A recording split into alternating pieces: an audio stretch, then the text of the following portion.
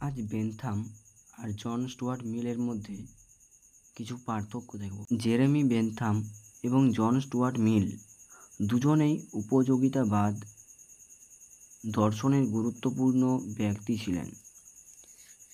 বেন্থামকে এই মতবাদের জনক হিসেবে ধরা হলেও মিল তার তত্ত্বকে আরও বিকশিত করেন এবং কিছু নতুন ধারণা যোগ করেন।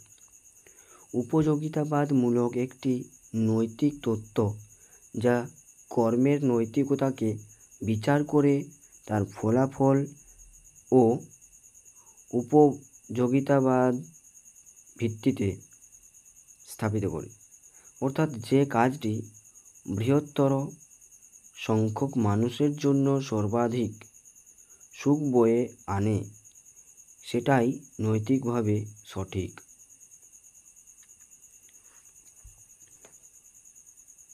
কি বলছে না, যে কাজটি অনেক মানুষের সুখ একসাথে নিয়ে আসে সেই কাজটাই বলছে ঠিক। এখানে তাদের মধ্যে কিছু মূল পার্থক্য আছে, যেমন সুখের গুণগত পার্থক্য। বেন্থাম মনে করতেন সমস্ত সুখই সমান, তাদের মধ্যে কোনো গুণগত পার্থক্য নেই। অন্যদিকে মিল বিশ্বাস করতেন যে সুখের গুণগত পার্থক্য আছে। তার মতে কিছু সুখ, যেমন মানসিক বা বুদ্ধিভিত্তিক আনন্দ, অন্যদের চেয়ে বেশি মূল্যবান। এরপর উপযোগিতাবাদের প্রয়োগ।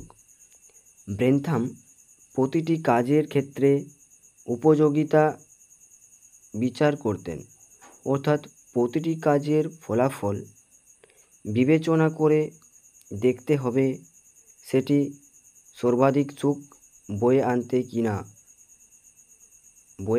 কি না।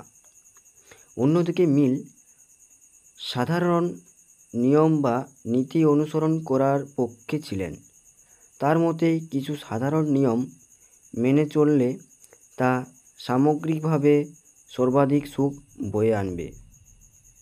সমালোচনা। বেন্থাম উপযোগিতাবাদের একটি সমালোচনা হলো যে এটি কেবল পরিমাণ এর উপর বেশি মনোযোগ দেয়, গুণমান বিচার করে না।